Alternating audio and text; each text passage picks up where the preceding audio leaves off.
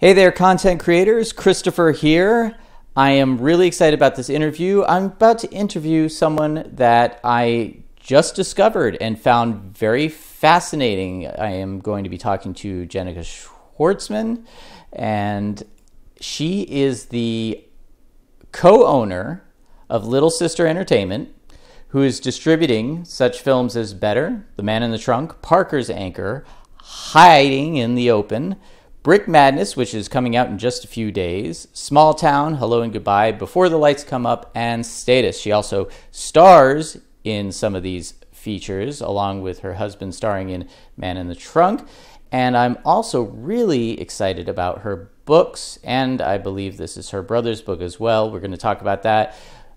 Movie Baking, the indie work-at-home parent filmmaker. As a parent filmmaker, I'm very interested in that, as well as The Art of Indie Filmmaking, a post-mortem, which has a very interesting description. We're going to get into that too. But Jennica, thank you so much for joining me, especially since I just went, hey, who's this person? And reached out and you said yes. So welcome to the show. Thanks for being on. Thank you so much for having me. I feel honored any chance that somebody met me through my work or one of my panels and then wants to talk to me more. It just feels like I didn't screw that one up too much. So this is great news. It's great feedback. It's very immediate. Well, that's a great way to segue into just the conversation we were having before, which is you mentioned you didn't screw that up so much, but you said something that I love, which is you don't, I've already blown the paraphrasing, but essentially you're saying if you're not screwing up, then you're not learning anything. Is that about right? Did I get that about right? Yes. You can be told things, but it has to be experiential. You have to fail at a few things. And so when I speak to like first-time, second-time filmmakers about the distribution journey ahead and what that's going to look like, which I talk to a lot of filmmakers about this very thing, I let them all know all the time, because there's this like sense of I should have done it better. I'm like wandering in the woods with my eyes closed, and I keep trying to tell them like, no, this is actually how a path is made. There is no path in Hollywood. You do have to wander in the woods, but your eyes aren't closed. Like there's lots of people there like to help you and talk to you about different options and different paths you can like make, but you're not screwing up. You're learning, and it involves the word failure a lot. But I only have good advice to share because of the failures. Like I had a disc for a DVD that we were distributing, and I didn't get a chance to watch it all the way through for quality control, QC. And I asked for a copy of it, and they didn't really get it to me in time, and they got me a copy last minute, and I watched it, and about a minute, 1 hour and 11 minutes in, there's an entire minute that's pixelated. Oh no. And so I contacted the distributor, and I like freaked out, like, oh my gosh, thank goodness I was watching it. And they're like, oh, we already printed 15,000 though, so we're not going to be able to fix that. And so I'm the only person who can tell all of my contacts and colleagues, you have to get it early enough, and you need to use my story, because I already did it. It already happened, so let's make it matter. And I've got 100 of those. So at the time, it felt like individual meritocracy. I did something wrong and I am the problem, when it's really just the system's not great because you have so many hands, and it's very depending on the decade you're putting out movies. The industry changes so fast that distributors make different decisions, and they're not making it for a filmmaker, they're making it for a distributor. And so you're going to feel like you're failing a lot, but until you fail an insane amount of failure, you're not really going to understand the process and how it works and be educated and know enough. So really, success is just failures coming to like a cliff, and then for a minute you don't fail for a second, and that we just call like huge success. And it's like, well, I'm really glad we're calling it that, but I know what it really took to get there. Well, it's like the how did the overnight success happen? You know, it happened very slowly over 40 years and then all at once. Yes. Is what, yeah. You know, hopefully not 40 years, but No, you're eclipsing a bunch of people working together for that moment of the big success. Like an entire team was built under that person in that time. An entire catalog was built under that person under that time. All of your skills and all of your abilities and all of your respect for the press process was built over that time. So it's a lot of things coming to a head to make that happen, but it's not just one person either.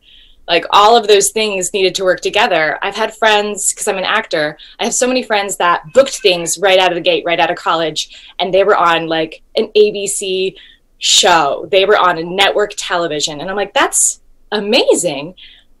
Your career is like going to be so different than anybody else I know, but they didn't have legs under them. Mm-hmm. So when it came to jumping from one show to the next, there wasn't a team. There wasn't a catalog. There wasn't this wealth of experience that all of these people knew this person by name from individual interactions. There just wasn't enough time to build that. So the majority of those people who make it early still have to very publicly build all that infrastructure to get to that place. And we just see a lot of people not acting after a decade because nothing is really built under them to sustain it for an entire career. That's a very good point. And I'll also point out that somebody who kind of books something amazing right out of the gate, I'll use Justin Bieber as an example. He had the unfortunate instance of having to essentially jump right into the center stage spotlight. And then from there on out, every mistake he made, and he was just a kid. I mean, how can you expect someone at that age to know what to do with all that? And so therefore, every failure, every mistake he made was under the most unscrupulous microscope. It must have been really rough for him. And I believe that now he's kind of come out and apologized for a lot of his behavior and stuff. And part of me wants to say, it's like, some people need to apologize for throwing you right in the middle of that and then, just leaving you to swim. But you've said so much that I want to unpack because there's obviously I'm talking to someone who's had a lot of experiences, made a lot of mistakes, learned a lot. And it's kind of like the hero's journey in a way where you have to, your hero goes down into the underworld, so to speak. But at the same time, they come back out renewed. They come out with new knowledge and are able to circle back around and address that same problem that they originally tried to attack, but were beaten by. But now with that new knowledge and that new ability to conquer, and you could keep going around and around with that probably with every project that you do. And one of the things that you mentioned too is just you have to dive in. It's not a matter of being prepared. I always tell people, hey, if you wait to feel like you're ready, and you're a parent as well, I say this about parenthood as well. If you think you're going to wait until you feel like you're ready, you're going to wait forever until your life is over. You have to, as Ray Bradbury said, jump off the cliff and learn to build your wings on the way down.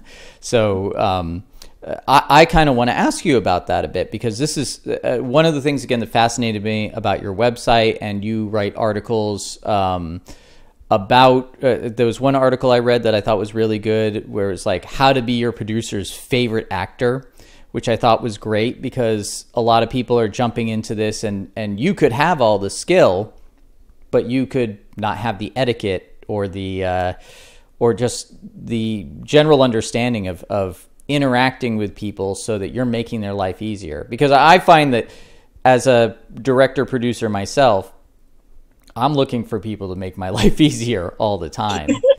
So what you're looking for is a community. You're looking for people you can count on. You're not looking for an employee-employer relationship with your actors in your movies. You're looking for a team member who has ownership over the project. So when they post, they're not posting, this is what a movie I was in is coming out next month. An ideal situation is my movie is coming out next month. And if you, as the director and producer, aren't getting people from I was cast in this movie to this is my movie, then you've failed. in getting them the community that they wanted. It's not the way all movies are made, of course. It's not at all like a great business structure, and a lot of people who have a lot of commerce involved who are not there for the set portion would reject this idea. But when it comes to independent filmmaking, it's required. And why do you want to work in a business that you can't have like legitimate friends and colleagues you can rely on? And those don't have to be the same thing, but they both have to take ownership of a project, because you only want to get people involved who can get to that ownership part, and that's your job. Like, you have to pick the right people. And we have made 10 movies in the last decade or so, and every time, like yesterday on the phone developing with one of my partners, like, we're working on this movie, we're talking about who it's going to be. It's so easy, and producers, you know, do it all the time. Directors, like, we just go, oh yeah, and so will be, you know, the busking instrumentalist who's outside doing this thing. But you're saying it as like a personality placeholder, but you legitimately are using them because you might put them in that role. Like, you are developing around the people that you already have in your sphere, because that's how, you know, theater companies were always run for a reason. Yes. You want people that you can call in who have equal values in what they do. They don't see anything the same way as you. That's not what I mean by equal values. You can have nothing in common, but you both feel so passionate about narrative film. You both feel like the process needs to be equitable, and people need to feel included. You know, you can have values of colleagues that you want to work with over and over and over. It doesn't mean they're right for every project, but once you're in that for a filmmaker, I have a few directors that I know I'm in that pool. But it became that way because I was a producer and I knew exactly what they wanted. They just want me to return a text. That's really good. You just want your text to return at least within a year. It's a really low bar. Yeah,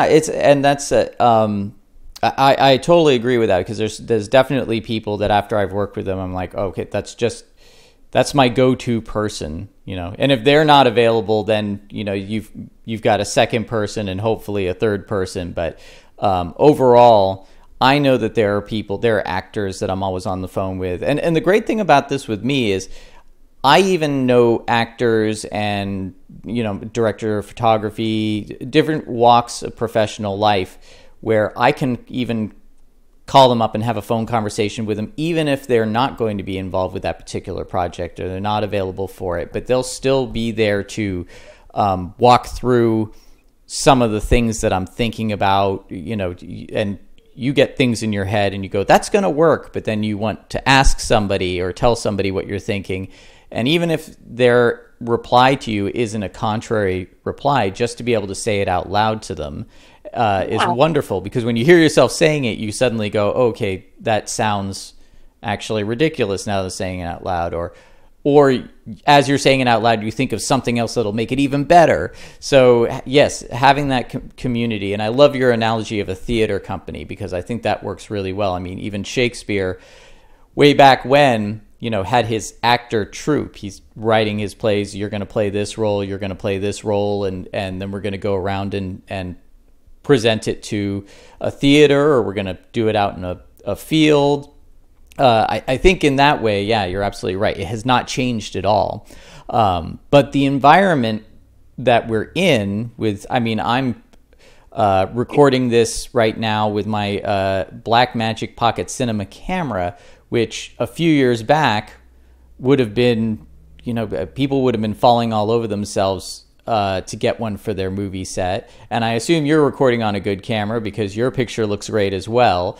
I am not. I was very lazy. This is but yes, the room is filled with equipment. That's exactly what we have. Well, we're so lucky now. And I even shot a short film on a cell phone, and I looked at it and I went, most people would find this unacceptable, but I think it looks great. And we have the technology. I was just interviewing another friend of mine, Clint Carney. He did his movie Dry Blood a few years back. I think I got a poster for it there. And he is learning Blender. Actually, he's gotten pretty good at Blender, which is an open source 3D program that you can do all these wonderful visual effects with, and you can download it for free. So we have so many different resources, and we also have this strange situation where we're independent filmmakers in a world where VOD has taken off, especially now that the shutdowns have caused people to stay in their homes and explore video on demand more. There's all these video demand options. Some of them have been launched by, the big studios, and yet they're struggling. On the other hand, there are independents who are doing really well at the moment. So I feel like the playing field is kind of level and in flux. It's not easy. It's in competition. But, here you have a distribution company and you're distributing these films. Did you decide to be a distributor? Was that a long-term goal, or did you just see an opportunity as you were making your films and acting in your films? Well, the very transparent version, because that's who's watching. This isn't like, I'm not sitting at Variety and it's just press corps. Like, these are actual like artists and content creators. I feel like it's important to be transparent.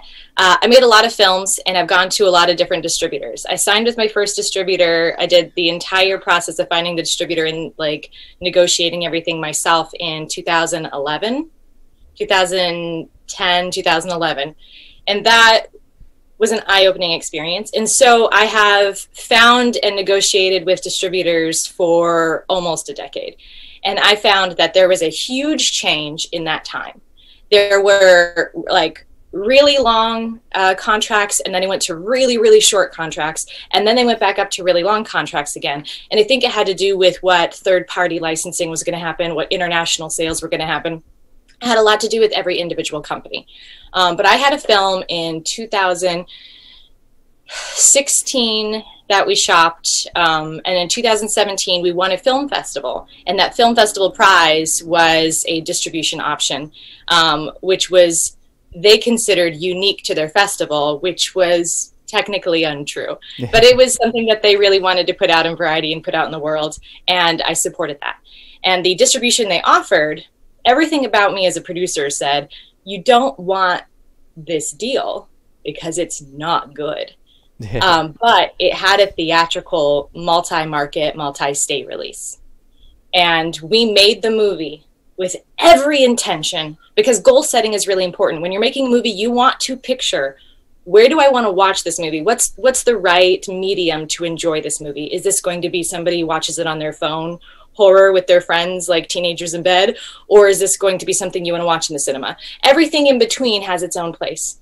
So if you can picture where and how this movie is meant to be enjoyed, we made this movie with the sole intention that it would be cinema and TV. We wanted this to be an option for TV. And I don't always feel that way. So we went with the distribution deal, and we were in movie theaters. We were in AMC theaters.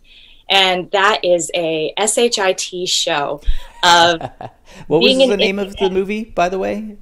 Parker's Anchor. Parker's Anchor, okay.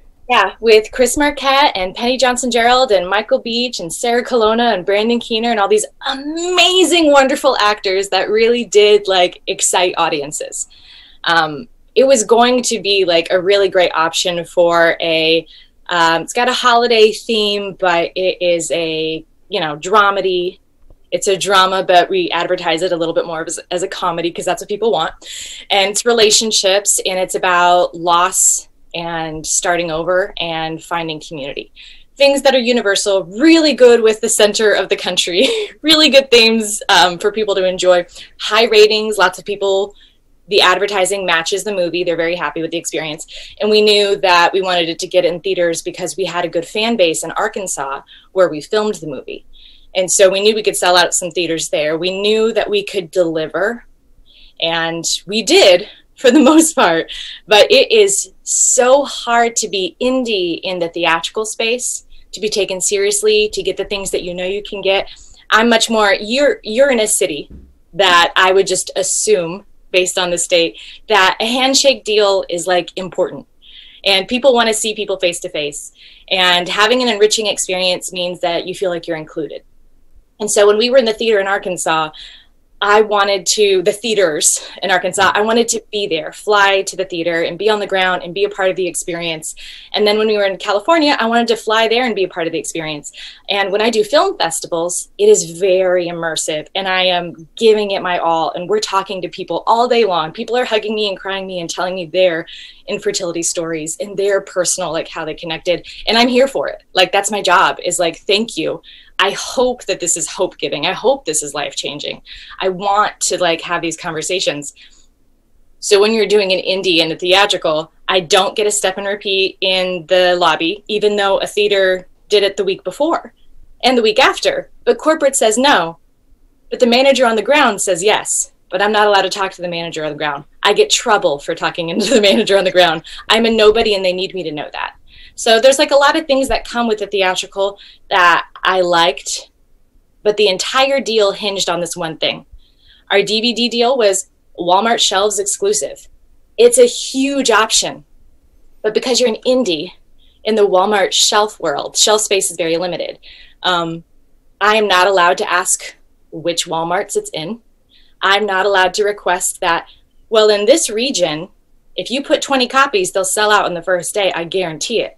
But instead, only 4 Walmarts in that region had 4 copies, and we did sell out in the first day. And then I got 100 emails from very angry fans because there wasn't enough for what they wanted. And you didn't have any control.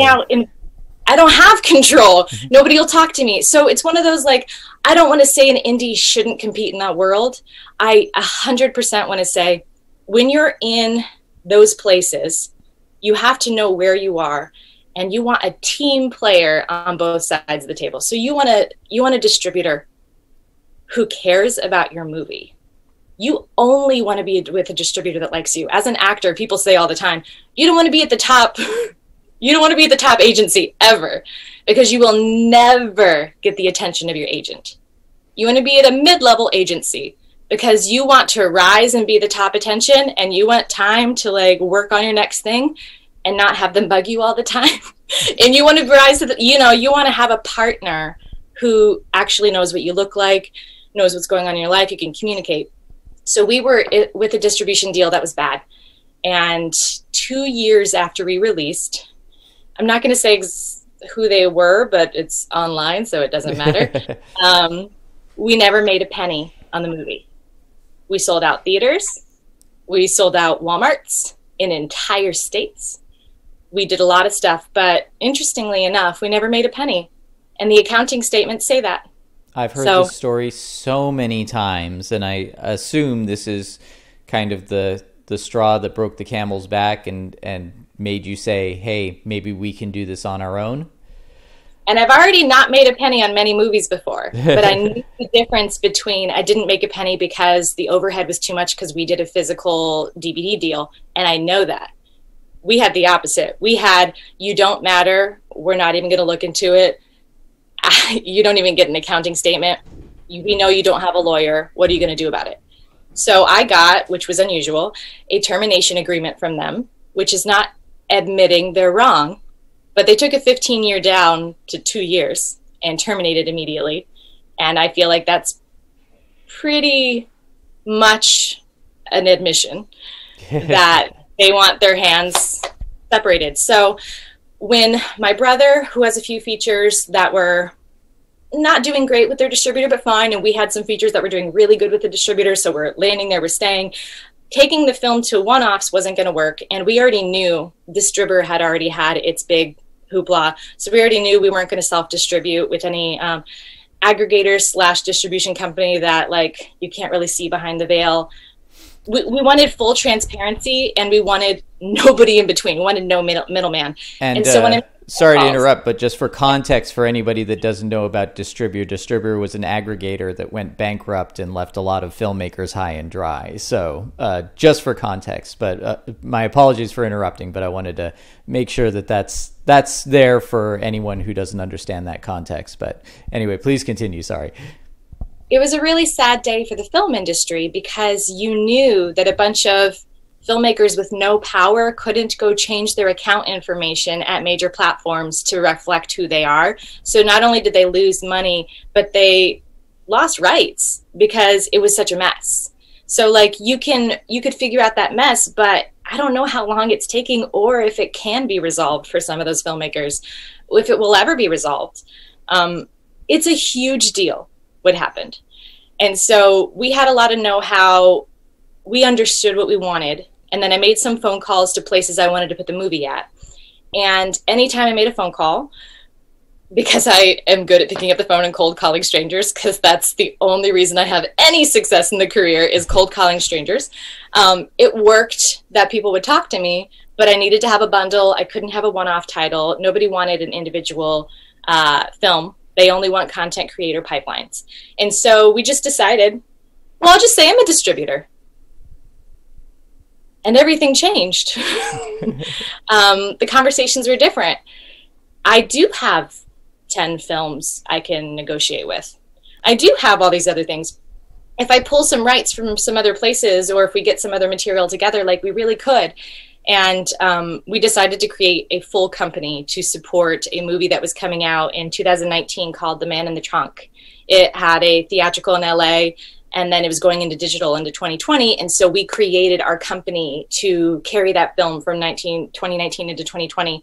And we knew other films that were coming out, and we could explain the system, explain how we can do it. These are our vendor partners. This is how long we've been putting it together. And it just made sense that we don't have the same model as every distribution company, but we created it based on what filmmakers want, which I think is the future of how distribution companies at this indie level are going to be. I think it's going to be less about what the market desires, because there's not enough payoff for us to follow that path. It's going to have to be, who do I want to be in 20 years? Who do I want my kids to think of as a filmmaker? I don't need to be the top of the measuring stick of Hollywood. I don't need to be rich. You know, you got kids. You don't need to be rich. I just want to be able to do. I just want to be able to have. I just want to be able to share and give. Like, I just want enough to keep making art, because I'm going to make the art anyway. I would love to send them to college, hopefully. Well, you're really good at laying out just a few sentences, and within that, I feel that there's so much to unpack, because there's several things that you mentioned, that one of which is something I've been thinking about a lot, which is just a library of films, a pipeline for distribution. You shouldn't just be thinking about, because I know there are a lot of people that are thinking about their one film and that's their baby, and they feel like they're going to conquer the world with that one film. And to me, that's there's a saying I really like: hope is not a strategy, which is, you know, they just feel like they're just going to bust down the doors with this one film. But I think that if you think more along the line of what I mean, this is old school talking, but the Roger Corman model, where, yeah, he is essentially producing 2-3 films a year. And again, he had people that he could take these films to, and they knew they could count on him to deliver something that was marketable. And now again, this is really fascinating, because I'm kind of watching Hollywood, and I'm not in Hollywood. I used to be in Hollywood, and I left because I wanted to be an independent filmmaker, and I felt like we're at a stage now where you don't need Hollywood's approval to do that. And don't get me wrong, if Hollywood came knocking on my door and said, hey, we love your stuff and we got a big check for you to come direct something, I would not say no. And I don't want to see Hollywood fail, but I'm seeing these big-time video-on-demand platforms struggle, and at the same time, I've fallen in love with Tubi, which has got all these great independent films, some not so great. They're also showing us like a lot of old-school movies that I forgot existed or didn't even know existed, like from the 70s and 80s, and I've been having a blast with those. And I kind of feel like the library that we're able to have, and because Hollywood is still always going to go for those tentpole blockbusters, those high concept films, there's more of an opportunity now to really give the audience different things. And if you're working at a lower budget, it's lower risk, and if you have control of it, you can see a return. And I've always been a science fiction horror movie type of guy. I like exploitation stuff, but I also realize that that's my bubble. You know, that stuff is what's coming up on my feed because I'm following those pages, and it's very easy to forget that there are other people with different tastes in different markets. You know, there's the joke about the Hallmark and the channel and their Christmas movies and that sort of thing. There seems to be a market for everything, and I feel like video on demand is and the new forms of distribution and ability to make film is really opening up the creator to directly interacting with their audience. And I find that's really exciting. And I feel like looking at your film catalog, that's exactly what you're doing. And I was wondering if you could talk a little bit about how you did that. And you know, you already have a little bit, but what are some of your methods for connecting directly with your audience? You mean other than the amazing invention of social media? But also like all of those little gatekeeper issues that stop you from being authentic. I think I want to use the right word because I'm trying to find a new word for my vocabulary. Authentic is good, though. I really do like that term. Yeah, I think it stunts our creativity to want to impress somebody else. I was going out for a producer job recently, and I sat down with the director who was explaining the system of like, how do you hire a producer? How do you hire somebody who's going to be the lifeblood of a movie before and after everyone? If I didn't develop it, how do you hire somebody who's going to do all of the things other than look at their other stuff? And so I talked to him about, well, first and foremost, I have to decide, not just getting paid, if I want to be a part of it. So let's talk about goal setting.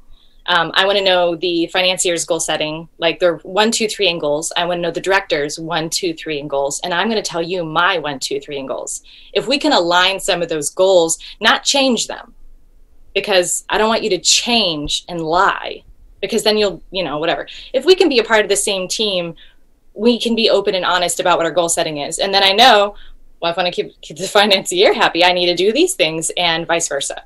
So there's all of this like goal setting conversation, general corporate-y type things that we think of that way, but it's really for artists to work together and learn how to collaborate. We're just giving language to it.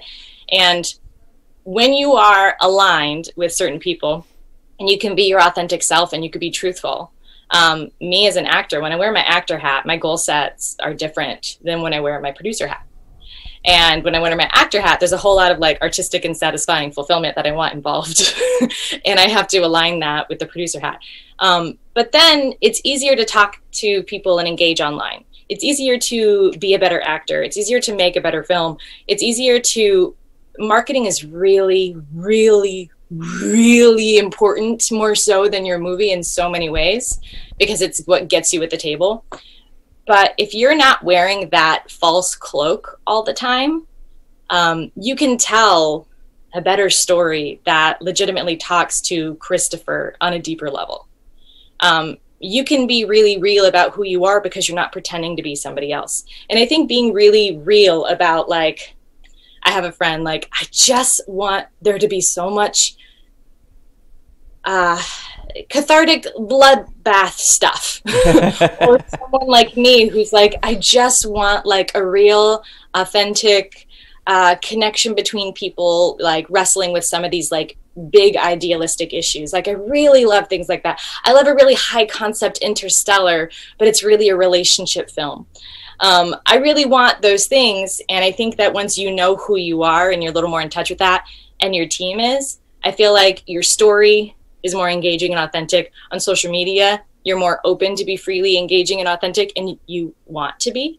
Like, I don't just talk to people about Parker's Anchor has some infertility journey in the beginning of the movie. You know how Up made you cry about death?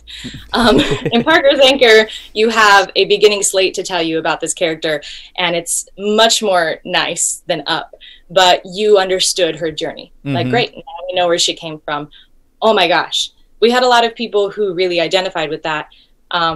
We talked to a lot of people and based it on a few different real stories to kind of ingest and make what this character's journey was going to be, coming from a real place. There were so many things about telling real stories, high concept or not, or whatever.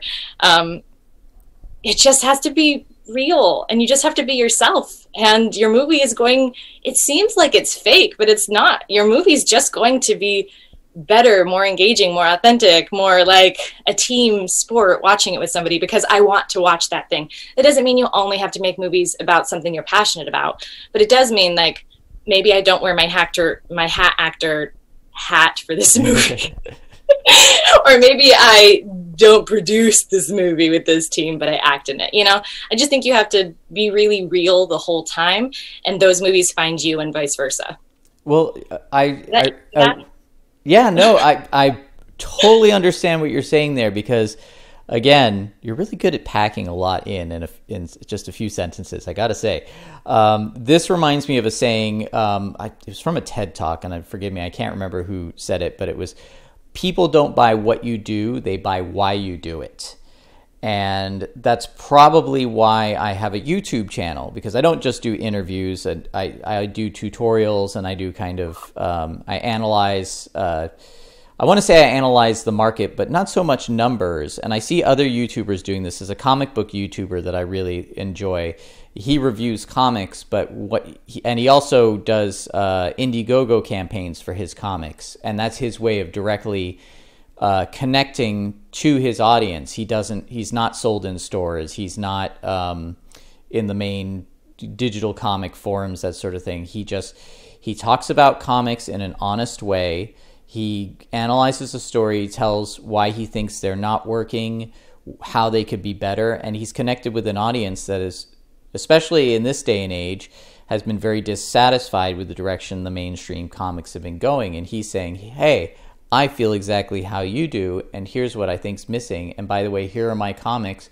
where I'm trying it my way, and maybe you want to check those out. And as a result, every campaign he launches, which is like 4 or 5 a year, he's bringing in like $100,000, $200,000 for each individual comic. And some of those comic creators are bringing in over $1 million collectively for their different campaigns.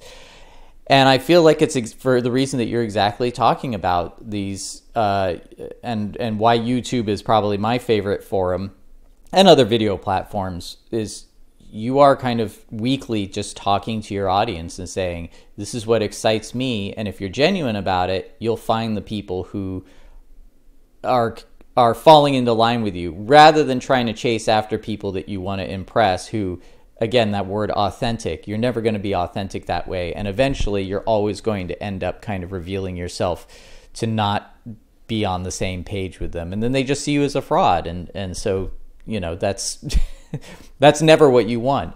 I want to talk. I think there's a lot of connection. Sorry to. No, go ahead, please. I think there's a lot of connection to go to somebody. For instance, Brick Madness is a movie that I'm in and I produced. It is coming out and distributing it because the pipeline is important. It is about the Lego subculture. It's Brick Madness and it's about bricks. You can't pretend you're into Lego. Like there are lots of people who legitimately own Lego as an adult, who participate in brick culture, who go to brick conventions. We filmed at an actual brick convention. We had an actual master builder on our set who is at Lego in Denmark now. And we had all of these things that you can't pretend your way into it. I know if you have kids, which I do, you're a part of it anyway. Like, and it's wonderful, and I will be in it forever. But there is something to be said for, I didn't own these from childhood, took them to college with me, and I go to the Lego store and buy the newest like Saturn V build by Carl Merriam.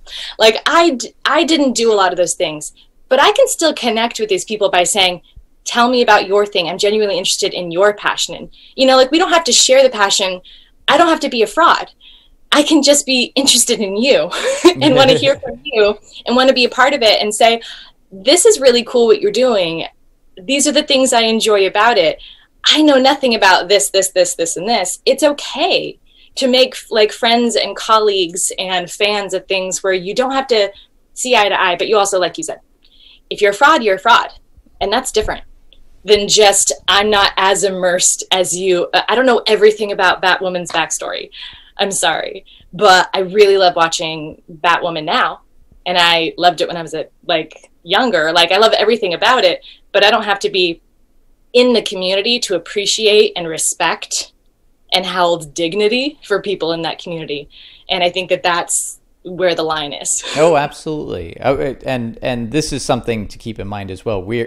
Our job is to ultimately entertain people, and we would never expect our audience to know what we know about filmmaking in order to entertain them. A matter of fact, it's better that way because, you don't imagine if you sat with an audience at a screening, and every single one of them said, "Oh, you use that lens flare. Everyone uses that lens flare," or something like that. And this is another thing that I kind of have to separate myself from, is because I do get that from my filmmaker friends. Like, why'd you use that lens flare? I'm like, believe me, the general audience is never going to look at that lens flare and go, "Oh, that's lens flare number blah blah blah." Everybody uses that because they're immersed in the story. But yeah, as long as there's the connection is sharing in their excitement or sharing in their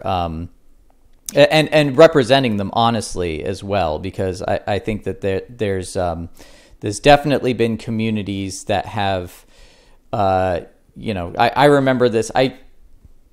Back in the 90s, I was part of the Hollywood goth scene. And there's nothing we hated more than a news reporter coming to the club.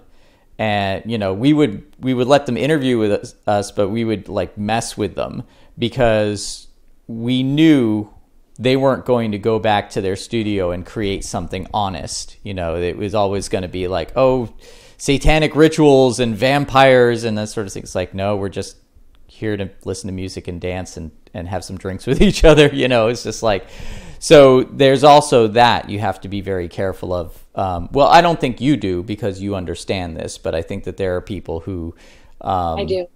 we all continually need to be reminded. And my Mark Hampson, the director of several of the films I worked on, and partner at Little Sister Entertainment, our distribution and small press publishing company, Mark has repeatedly told me that he will not go to Q&As at film schools.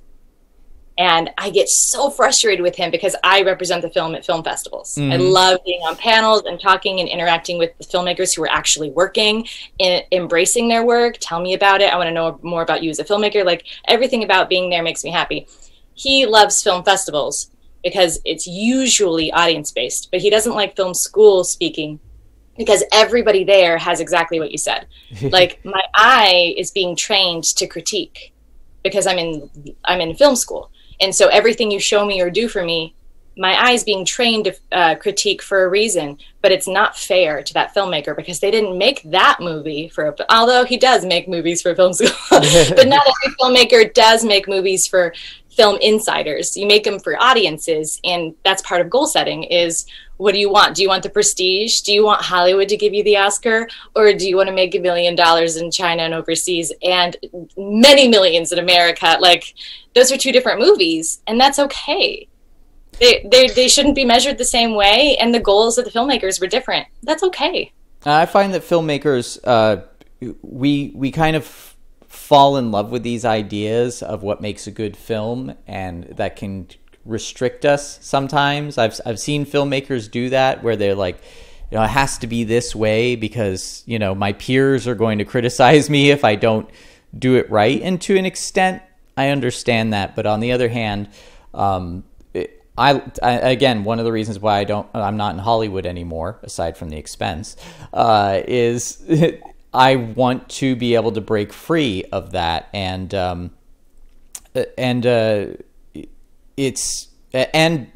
be with my family, not be away from them all the time because I have to be on a set 7 days a week, 12 hours a day, that sort of thing. I want to be able to work at my own,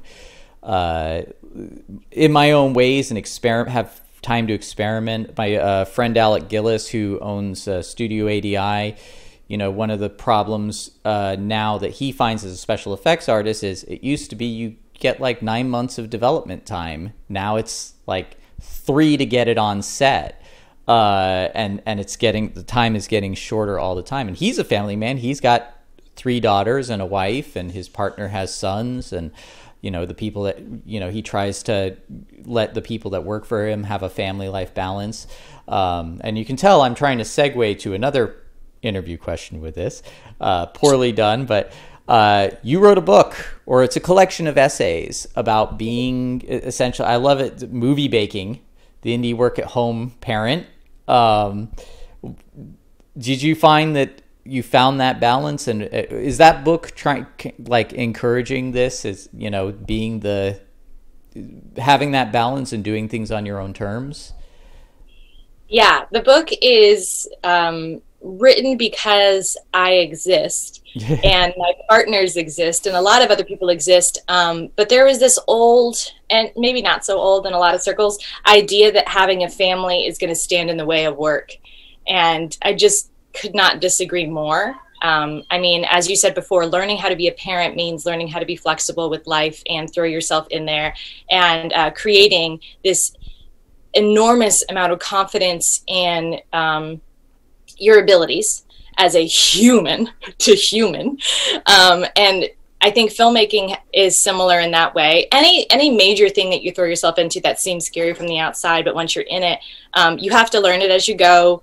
You have to break some things. You have to put all of yourself in it. You have to renew yourself every few years. It's everything about those that are equal in my experience. Parenthood and filmmaking has been a whole lot of finding out who I am, reinventing the confidence of what I've been able to achieve. Because as a parent, you don't just look at your kid and say, I did a great job. You look behind you and you say, I did clean up that vomit at 4 a.m. I guess I'm capable.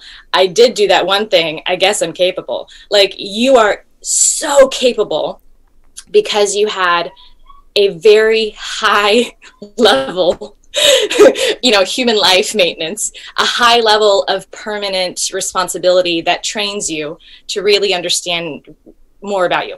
And so the book Movie Baking, the indie work-at-home parent filmmaker, because you can't separate the two, is about lifestyle obligations of all kinds. People who have aging parents they're taking care of, people who have brothers and sisters or children with extra special needs that you need to be there for, people that have kids, people who have dogs but really, really, really, really need to be there for their dogs. Lifestyle obligations come in all shapes and forms, and intergenerational families end up working together in the arts, whether it be I work on set or I maintain your childcare while you're on set. Either way, it's a team sport, and it needs to be seen that way, and it needs to be rebranded in that it's not work and family, it's always work and family. When I'm on set, I can't turn my phone off.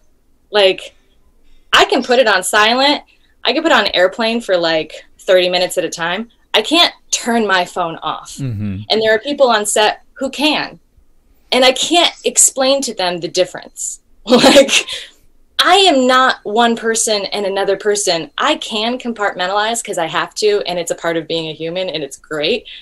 But I can't turn off either one of those things. When you're with your kid, you can't stop developing this movie. Because the whole time you're playing with Barbies, there's only so much interest I have in the storytelling. But I enjoy the process of but I'm also developing, I'm also working, I'm also texting back, an editor. I'm also having phone calls. They are a part of my work calls almost every day.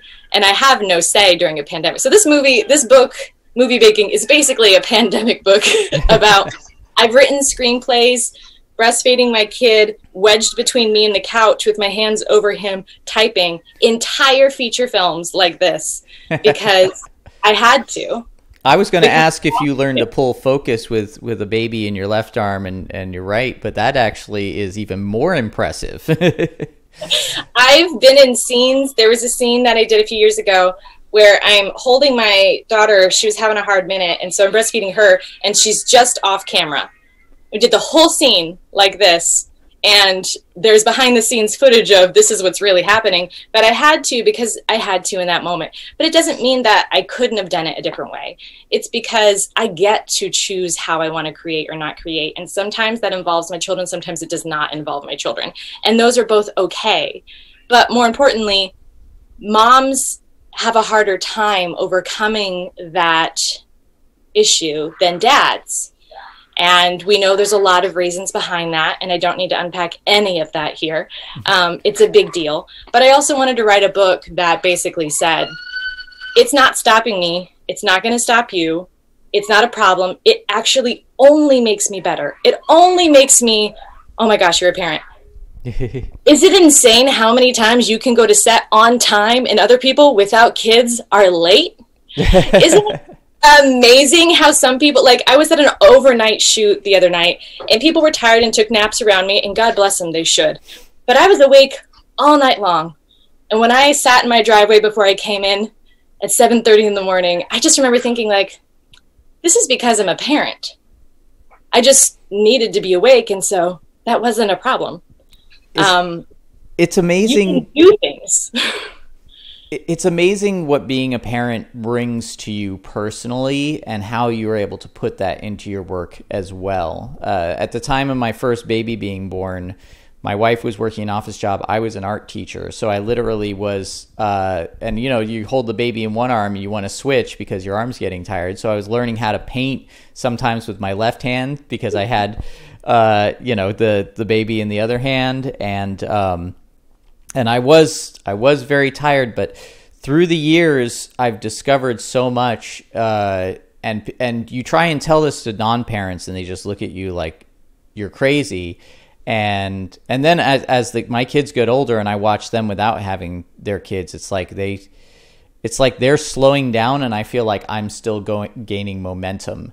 And is that because I appreciate the storytelling merits of the My Little Pony series? Is that because I saw, my kids' Monster High dolls as characters, and I could, use them to frame shots, late at night just to see if that shot works?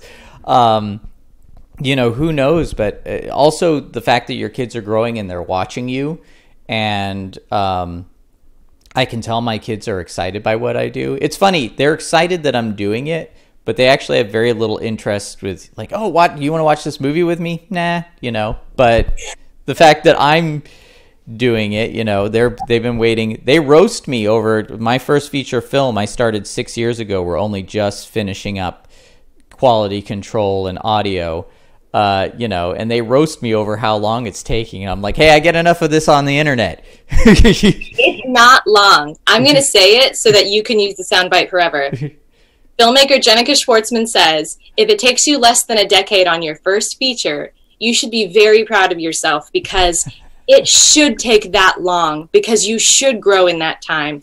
And you had to jump in the deep in order to make the movie, but you just get better and technology just gets better. Take that decade. I think there's no shame in taking a decade because Hollywood does it all the time. It took 8 years to get this movie made, but they spent those 8 years finding financing, and they made the movie in 1 year, and you're like, yeah, that's good, but I also took 8 years to make a movie. Principal photography was 8 years ago. Then I developed the financing slowly in my own household over those 8 years in order to support my family and myself and then put it out. So I didn't find, $5 million in that 8 years, but I did make a movie in the same amount of time. It's just the financing, the principal photography were switched, and there's no shame in that. And kudos to you. 6 years is very short in the indie filmmaking world. I lined it up with David Lynch's Eraserhead. Actually, that took him 6 years, so I told myself, well, I'm on the same track as David Lynch, and my movie is probably just as weird. Well, then that's the perfect measuring stick. Great, you don't need it. There you go. Now, boy, there's so much more. This is one of those things. I don't want to take up too much of your time because I know you've got stuff you have to do today. So I feel like I should wrap it up. I do want to ask if you will hang around for maybe 10 extra minutes for my post show for my Patreon supporters. Okay. But yes, I'm gonna leave your website in the description because I think you've got a lot of wonderful things to offer on there. Not just your movies, but like I said, I'm interested in your books. Your brother also wrote a book. Maybe we'll talk a little bit about that in the post show because that's interesting as well. I'm very interested in continuing to watch your journey. distribution, connecting with the audience. I feel like this is you've got some exciting stuff going on. So I want to encourage people to follow you and learn from you and continue to make those connections. So is there anything you would like to kind of end the main broadcast with before we wrap up? This movie, Brick Madness, that we're putting out is a really great example of what I want filmmakers to watch. A friend made it. It's an 11-year journey, and it's about a Lego subculture, but it walks the line of satire because it's a satirical documentary. So what some people would call a mockumentary, this isn't mocking the people. This is a fake documentary about real personalities in this world. And so it's very fun, but it's dignified that the people in that world could take a punch. It's that type of satire. It's loving. I'm showing off the wild and crazy personalities, but not to poke fun at them that they're less than, but to elevate that they're ridiculously passionate. It was made for less money than it should have been made for, and it is amazing and fun, and all of these actors are a team. Everything about this movie being 11 years, I think, is inspirational, being about Lego subculture, tons of wonderful builds and fun stuff. It's great for the whole family, even though it's definitely like adults messing around in this world. Very little curse words. I counted. And it's also like a good example. So I think that watching movies that are a really good example is fun because you don't ever get to know the behind the scenes. So I would say look up Brick Madness, look up filmmaker Justin McAleese. Little Sister Entertainment's our company, but it's just a bunch of people who are filmmakers who love each other. So make a team, and I want to hear about your team, and I hope to support your team, so please contact me. That's all.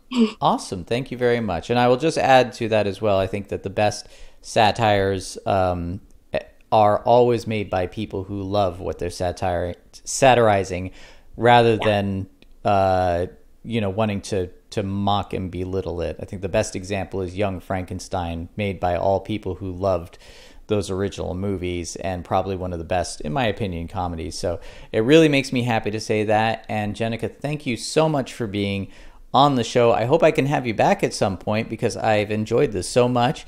And to my Patreon supporters, I'd like to ask you to hang around because we're going to talk a little bit more with a wrap up. And to those who are not on Patreon, please don't forget to like, share, and subscribe. I'm Christopher Moonlight, and we'll be back soon. Thank you.